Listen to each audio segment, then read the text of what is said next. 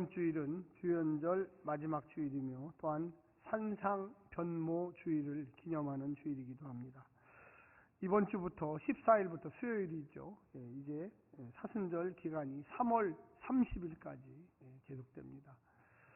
교회력으로 이렇게 한 해를 보내는 이유는 제가 누누이 말씀드렸지만 우리의 삶을 성경의 삶과 일치시키면서 내가 그 기간 동안 해야 할 일이 무엇일까 이런 고민을 하는 것입니다. 주연절은 하나님의 아들 예수 그리스도께서 메시아성, 이 땅에 메시아로 오시는 것을 드러내는 기간이었습니다. 그래서 빛의 기간이었고 또한 은혜의 기간이었다면 이제 사순절 기간은 그 빛을 받은 우리가 어떻게 예수님의 고난을 같이 하면서 묵상하면서 어떻게 보면 신앙의 깊이가 점점 깊어지는 기간이라고 할 수 있겠습니다.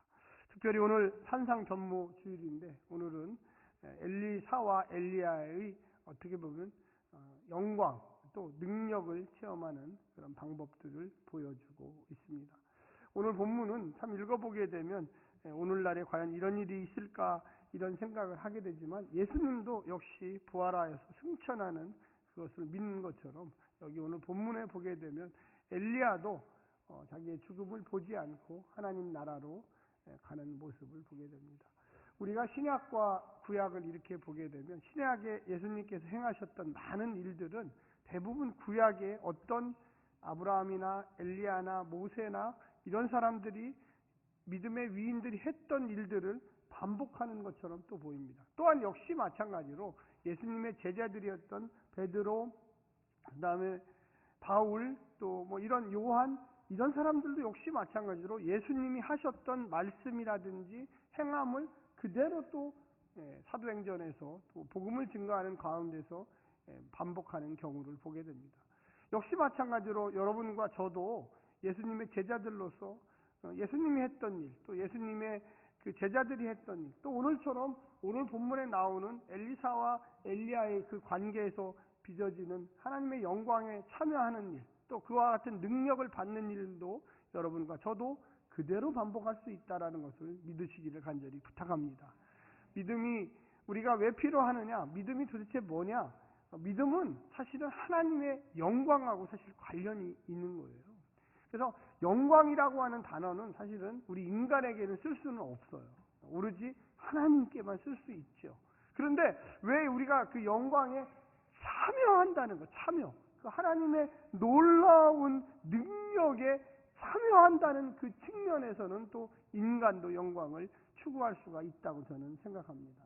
세상의 영광, 세상의 영광은 권력을 잡는다거나 어떤 전쟁에서 어마어마하게 승리를 거둬가지고 자기의 그 어떻게 보면 기념비적인 그 놀라운 지구상의 놀라운 사람이라고 전 세계에 홍보를 하고 광고를 하고 해서 위대한 기념탑을 세우고 동상을 세우고 막 세상의 영광은 어쩌면 그런 거예요.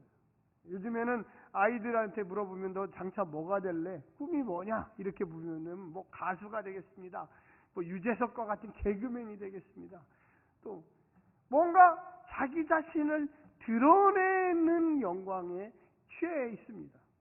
근데 성경에 나오는 영광은 그런 것이 아니에요. 심지어 예수님조차도 하나님의 드러내심에 내가 사용되기를 원한다고 이야기하고 있습니다. 오늘 본문에도 이야기하고 있지만 이 엘리사 이 장면만 딱 보면 와, 엘리사가 어떻게 죽지도 않고 하늘로 불말과 불병거를 타고 올라갔을까? 여기에만 키포인트를 두면 안 된다는 거죠.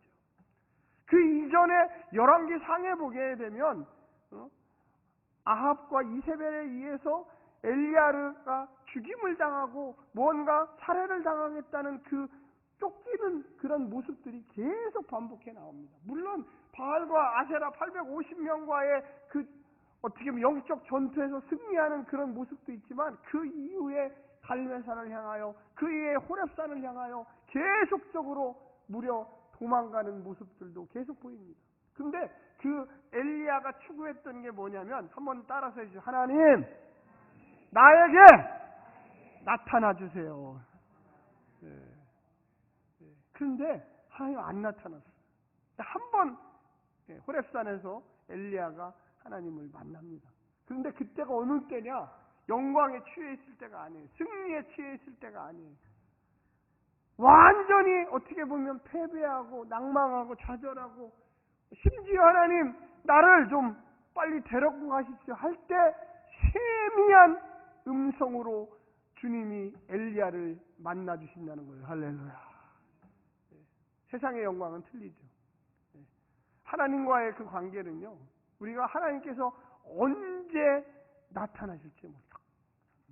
언제 우리에게 우리의 이름을 부르면서 누구야? 내가 너와 함께 하고 있다. 할렐루야.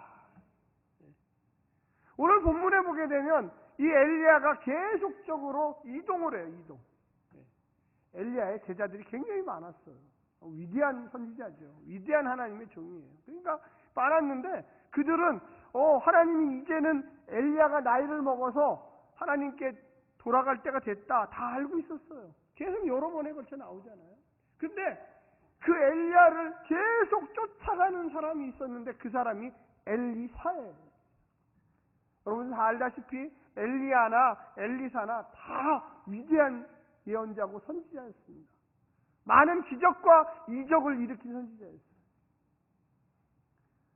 그 당대에 많은 엘리야의 제자들이 우리 선생님이 이제 하나님께 돌아갈 때가 됐다, 그런 생각을 다 하고 있었는데 오로지 딱 한 사람 엘리사만이 엘리야를 계속 길갈, 요단, 베델 쫓아다닙니다. 우리 신앙의 본질이 항상 교회에 나오시는 분들이 많아요. 뭐 예배가 많죠. 기도회도 있고요. 성경 공부도 있고요. 집에서도 또 기도하면서 합니다. 그런데 우리에게 하나님의 영이 늘 충만하기를 바라시는 분은 그렇게 없어요. 그냥 어떻게 보면 습관적으로 교회에 오고 습관적으로 기도합니다. 진심으로 주여 내게 하나님의 능력을 부어 주시옵소서. 할렐루야. 그런 사람 별로 없어요. 그냥 평안하게 해주십시오. 우리 집에 복이나 좀 많이 주십시오. 내가 하나님의 영광에 고난 가운데 참여한다고 하는 그 생각을 하시는 분이 없다는 거예요. 여러분 그 고난 가운데 하나님의 영광이 있어요. 고난에 참여하는 자들만이 하나님의 영광이 있어요.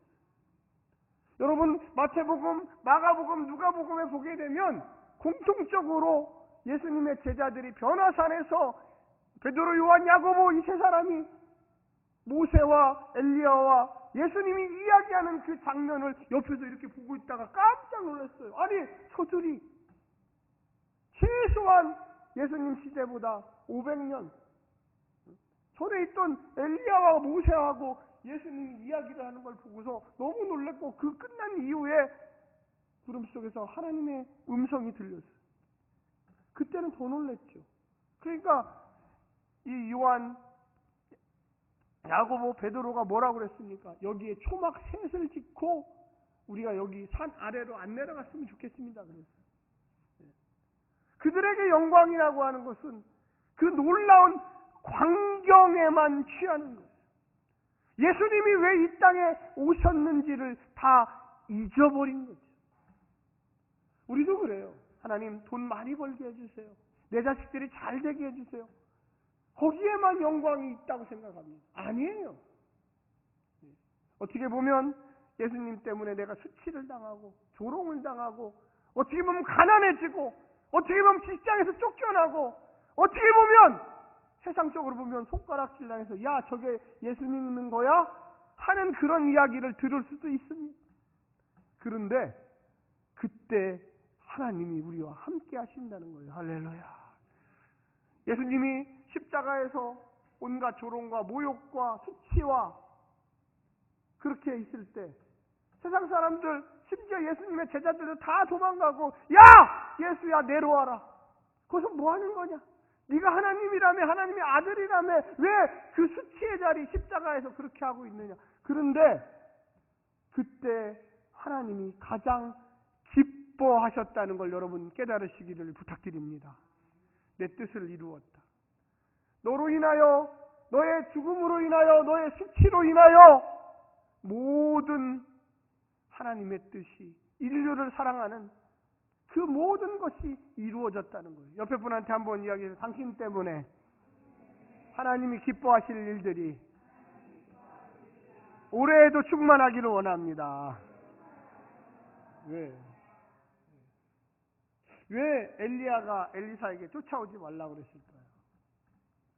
여러분 한번 이런 본문을 읽으시면서 한번 생각해 보셨습니까? 오지 마라. 왜 자꾸만 나를 쫓아오냐? 엘리야는 하나님이 나를 부르고 계시는구나, 이제 내가 하나님 나라로 올라가겠구나라는 것을 직감적으로 알고 있었어요. 그래서 이리저리 계속 이동을 합니다. 엘리사가 혹시라도 내가 불만과 불병거를 타고 올라가는 것을 보고서 헛된 영광에 취할까? 여러분, 낮아진다는 게 참 쉽지 않아요. 저도 그래요. 낮아진다는 거, 정말로 나를 버린다는 거, 내 생각을 없애버린다는 거. 엘리사야, 내 인생이 그렇게 쉬웠던 거 아니다. 내가 이세벨과 아합을 피하여 도망다녔던 그것을 아느냐? 850대 1 바알과 아세라, 그들을 이겼던 것만 기억하지 말아라.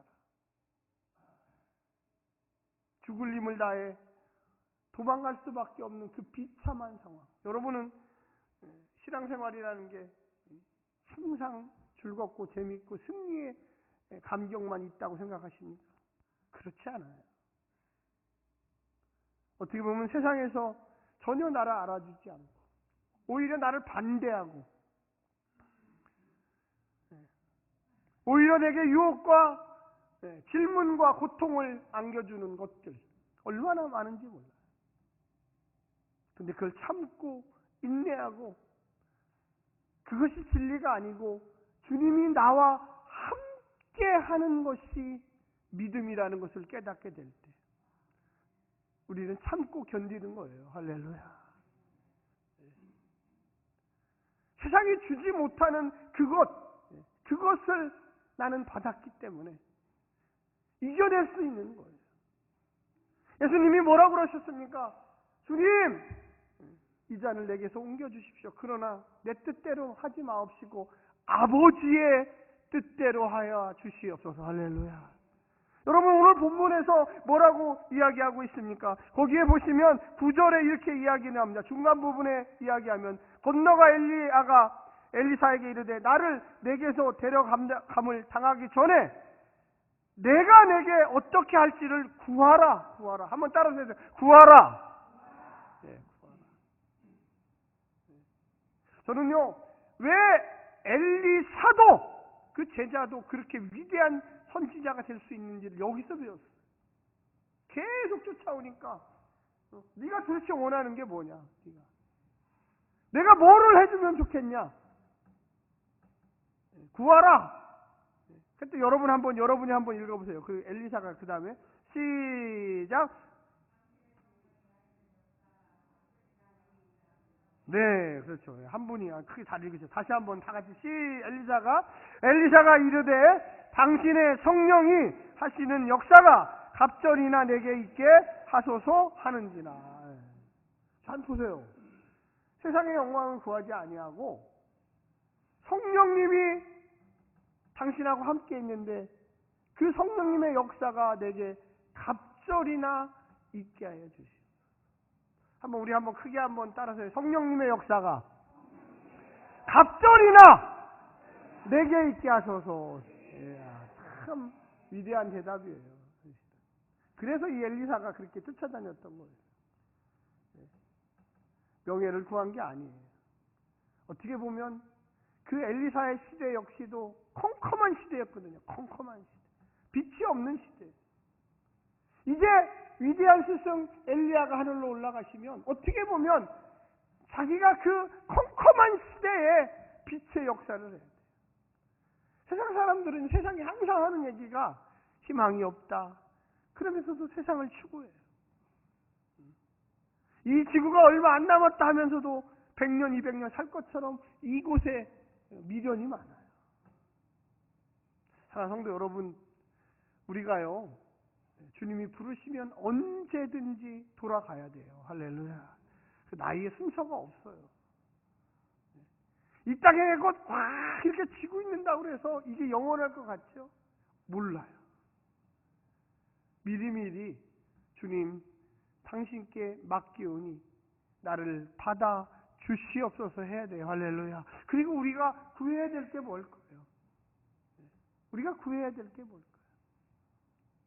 이 어두운 세상에 소금과 빛의 역할을 할 수 있는 하나님의 능력을 구해야 합니다. 할렐루야. 하나님 나라를 구해야 돼요. 하나님 나라에서 나는 무엇을 해야 할까요? 저는 이 엘리사의 대답이 정말로 명답이라고 생각합니다. 엘리사 시대에 아직도 그 우상 숭배자들, 아직도 야훼 하나님을 섬기는 자들을 핍박하고 고난에 처하고 죽이는 자들이 넘쳐났어요. 그 고난을 이겨야 돼요. 이제 선생님이 하늘로 가시면 그 십자가를 내가 지고 이겨야 됩니다. 변화산에서 예수님의 제자들이 초막셋을 짓고 이곳에 살고자 했을 때 예수님이 내가 저 아래로 내려가야 하느니라. 그 뜻이 뭡니까? 내가 내려가서 십자가의 고난을 받아야 하느니라. 할렐루야. 여기 오늘 나오신 성도님들 교회에 처음 나오신 분은 별로 없어요. 한두 분 계신 것 같아요. 최소한 10년 이상 교회를 다니신 분들은 고난의 길을, 그래서 능력이 필요한 거예요. 고난의 길을 가기 위해서, 즐겁고 재밌고 안락한 길을 가기 위해서 능력이 필요한 게 아니라 어두운 곳에 빛으로 살기 위해서 고난의 그 감당하기 위하여 영광의 능력이 필요한 것입니다. 할렐루야. 그럴 때, 그때 우리가 고난을 향하여 갈 때 세상은 우리를 비웃을 수도 있어요. 이해하지 못하는 사람들은 왜 바보 같은 신앙생활을 하냐고 할 수 있어요. 그런데 그곳에 하나님의 영광이 함께한다는 걸 여러분 깨달으시기를 간절히 부탁합니다. 우리가 이 땅에 살면서 어렵죠. 여기 오늘 본문에 보면 이렇게 이야기합니다. 10절에 보니까 이르되 내가 어려운 일을 구하는도다. 엘리야가 그렇게 얘기한 거예요. 엘리사에게 야, 네가 참 어려운 것을 구한다. 이 의미 속에는 그것이 고난의 길을 가는 거야. 왜 다른 제자들처럼 나를 안 따라오고 너는 왜 그러느냐? 참 그렇잖아요. 만약에 여러분의 자녀가 저희 어머니가 저한테 그런 얘기를 하시더라고요. 성배야, 너 왜 목사 되려고 그러느냐? 전 지금도 생각이 나요. 목사의 길이 얼마나 힘든 건 줄 아냐? 너 그 성도들 비유 맞추려면 네 간장과 쓸개가 다 녹아내린다. 아무도 안 웃으시네. 저만 웃으시네. 네. 우리 어머님이 그러시더라고요. 우리 어머님은 참 일자무식이에요. 난 놓고 기억자도 모르시고. 근데 그걸 아셨어요. 저는 몰랐죠. 제가 중학교 때, 고등학교 때 일찍 나는 앞으로 목사가 돼야 되겠다 했는데 저희 어머님이 그러시더라고요. 너 목사 안 하고 다른 거 하면 어떻겠냐. 제가 그때는 헛된 영광이 있었나 봐요. 저희 어머님은 그걸 꿰뚫어 보시고 야, 그 목사가 얼마나 힘든 건 줄 아냐?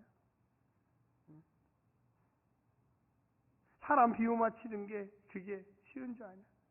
사람 비유도 못 맞히는 게 어떻게 하나님 비유를 맞히는지. 여러분 잘 들어보세요. 사람 비유도 못 맞히는 게 어떻게 하나님 비유를 맞히는지. 그 당시에는 그게 뭔 얘기인지를 몰랐어요. 여기에 지금 나오는 그 얘기가 그런 거예요. 야, 엘리사야, 이 어두운 컴컴한 시대에 빛이 된다는 게 얼마나 힘들고 어려운지를 네가 아느냐? 네가 볼 때는 내가 구름 타고 하늘로 올라가니까 엄청나게 멋지고 그렇지. 나는 가지만 너는 이 땅에서 고난을 받아야 된다. 그 고난을 이기기 위하여 네가 성령의 갑절을 요구하는데 그 자체도 힘들다. 우리는요, 너무 이기는 것만 알고 있어요. 그런데 져줘야 되는 것도 많고, 질 수밖에 없는 것도 많고, 참고 인내하고 눈물로 시간을 보내야 하는 것도 많은 게 그리스도인입니다. 아멘. 주님 오시는 그날까지, 완전한 승리가 있을 때까지는 세상의 그 손가락질, 세상으로 주는 그 아픔, 비웃음. 제가 목회를 한 15년 정도 했을 때 저희 어머니 말이 생각났어요. 진짜. 아, 엄마가 그래서 그때 고등학교 때, 중학교 때 신학대학 간다고 했을 때 내 손을 붙잡고 그 길이 얼마나 어려운 길인데 꼭 그런 길을 가야 하냐. 편안한 길을 가라고 했구나. 근데 그때는 제가 벌써 목사 안수를 받고 돌이킬 수가 없고, 벌써 목회도 그 당시에 한 담임 목회만 15년을 했어요. 그때 제가 눈물을 쫙 흘리면, 그때도 어머니 살아계셨거든요. 그래서 어머님한테 그 얘기를 했더니 그런 얘기를 하는 거예요. 그 봐, 목회가 그렇게 쉬운 줄 알아? 하나님 앞에 영광의 길이라고 생각했던 그 목회의 길이 어떻게 보면 고난의 길이라는 역설에 직면하게 돼요. 내 나를 추구하고 내 영광을 추구하고, 그래서 그때부터 제 목회가 완전히 바뀌었어요. 그때부터 15년 하고서 바뀌었어요. 한번 따라서 해주십시오. 한 사람 목회. 크게 해보세요. 한 사람 목회. 한 사람 목회를 해야 돼요. 한 사람. 그래서 여러분도 한번 해보세요. 나하고 같이 사는 그 한 사람에게 내가 만족스러운 사람이 못 되면, 나하고 같이 안 사는 100사람들에게 만족스러움을 줘도 별거 없어요. 나 자식, 내 아내, 내 남편, 그들에게 만족함을 못 주면 그 사람에게 마음이 좀 아프신 분들도 있을 수도 있어요. 그런데 저도 목회 15년 하고 알게 된 거예요. 제가 고등학교 때부터 시작해가지고 목사 돼야지, 신학대학 가야지, 그러고서도 거의 20년 가까이 있다 알게 된 거예요. 여기에 나오는 이 엘리야의 그 말, 너가 참 어려운 것을 나에게 구하는 거다. 여러분 그 다음에 한번 보세요. 그 다음에 뭐라고 나오는지 한번 보시면 이렇게 이야기합니다. 그러나 나를 내게서 데려가시는 것을 내가 보면 그 일이 내게 이루어지거니와 그렇지 아니하면 이루어지지 아니하리라 하고, 이루어지리라. 여러분 이게 무슨 뜻일까요? 이거는요, 하나님이 결정한다는 거예요.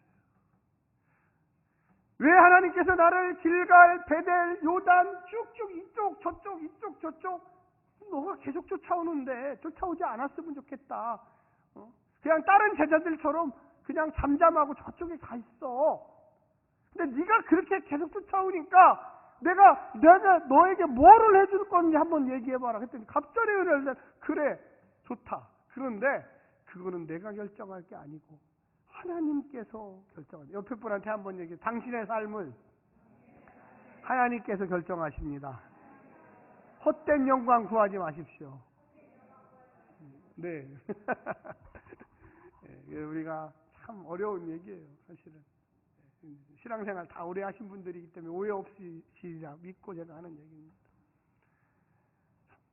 낮아진다는 거, 겸손한다는 거. 이 엘리야가 봤을 때 이 제자 엘리사가 얼마나 헛된 영광을 구할 수가 있구나.